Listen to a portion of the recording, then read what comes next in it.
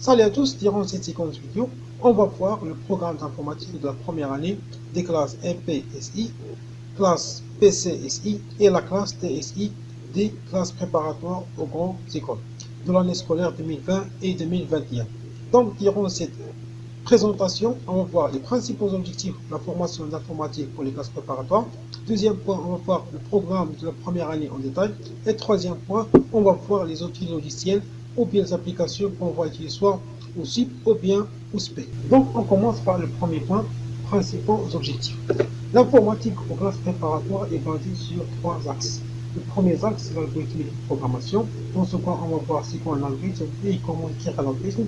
Et deuxième point, on va voir comment mettre en œuvre ces algorithmes qui doivent être exécutés sur la machine, c'est-à-dire l'ordinateur, en utilisant un langage de programmation. Dans ce cas, on va utiliser le langage de programmation Python.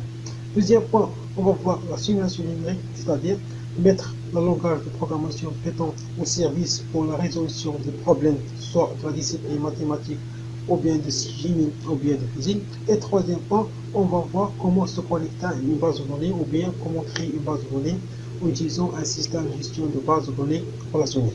Passons maintenant à la présentation des programmes de la première année. Le programme d'informatique de la première année comporte trois parties ou bien trois modules. Le premier module, généralité algorithmique de base. Deuxième module, ou bien deuxième partie, algorithmique et programmation.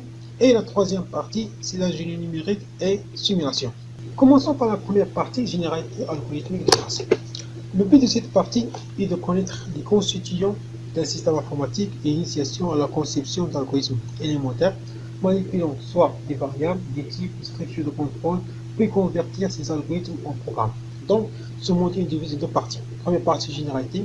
Dans cette partie, on va voir c'est quoi l'informatique, l'information, traitement d'information, système informatique, la représentation de l'information dans le mémoire, les systèmes d'information et d'autres choses. Et deuxième partie, c'est l'algorithmique de base, c'est-à-dire qu'on va voir comment écrire un algorithme, quels sont les éléments de base d'un algorithme.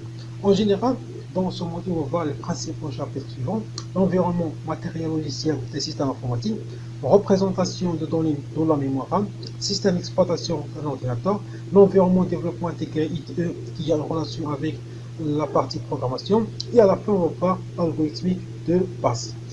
Passons maintenant à la deuxième partie, algorithmique et programmation. Le but de cette partie est d'initier la programmation modulaire, ainsi que la représentation des données dans des structures des données aux collections d'objets tels que les tableaux, les chaînes de caractères, les listes, les tuples et leur utilisation, soit pour le tri, la recherche ou bien l'enregistrer dans des fichiers. Donc l'objectif principal de cette partie est l'utilisation de la programmation modulaire ou surtout l'utilisation des fonctions, plus l'utilisation des structures de données.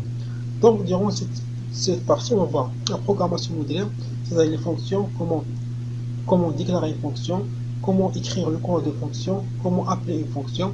Deuxième partie, on va voir les structures de données et l'utilisation. On va voir divers types de structures, telles que les listes, les tuples, les chaînes de caractères, les dictionnaires et les ensembles.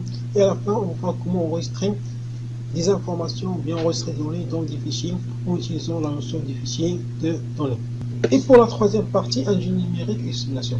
Le but de cette partie est d'introduire les techniques de base pour l'utilisation des algorithmes numériques afin de résoudre numériquement un problème scientifique dans diverses disciplines, soit en maths, en physique ou bien en chimie. Puis comparer la solution numérique obtenue avec celle issue de calcul en latin. Donc l'objectif principal de cette partie est d'utiliser Python comme un outil de calcul numérique pour la résolution des problèmes, soit en maths, physique ou bien en chimie. Donc, durant cette partie, on va voir les principaux chapitres suivants. Présentation des bibliothèques scientifiques. On va surtout utiliser trois bibliothèques principales: la bibliothèque LIMPI, CIPI et Matplotlib. Deuxième point, on va voir la résolution des problèmes, résolution d'équations algébriques par deux méthodes principales, méthode de dichotomie et méthode de Newton. Troisième point, la résolution approchée d'une équation différentielle avec la méthode de Löw. Et quatrième point, résolution d'un système linéaire inversible en utilisant la méthode de Gauss. Et la dernière partie de cette présentation du programme d'informatique de la première année, c'est les outils utilisés ou bien les programmes qu'on va utiliser. Donc Python, c'est le langage de programmation utilisé. Donc Python est un environnement de développement intégré.